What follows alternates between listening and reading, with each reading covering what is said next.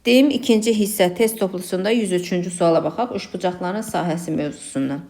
Deməli, bizə ABC üçbucağı verib ABC və onun sahəsi bu bərabər tərəfli üçbucaqdır və sahəsini verib bizə 25 kök altında 3. Deməli, bərabər tərəfli üçbucaqda sahə A kvadratı kök altında 3 bölünsün 4 bərabərdir 25 kök altında 3. Kök altı üçlər ixtisar gedir. A kvadratı bərabərdir 4-ü 25-ə vursaq 100. A da bərabərdir 10. Deməli, üçbucağın tərəfləri, bütün tərəfləri 10-dur. Bura bir x qoyaq, bura y. X plus y bərabərdir 12 verib.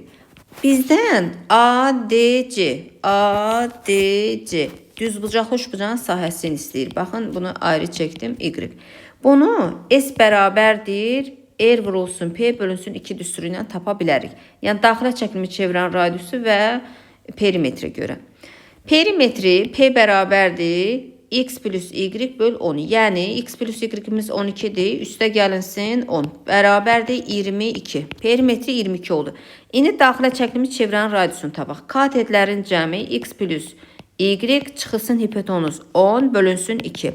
Katetlərin cəmin 12 verib. Çıx 10 bölü 2 bərabərdir 1. Deməli, daxilə çəkilimi çevirən radiusu 1-dir. Gətirib yerinə qoyaq. 1 vurulsun.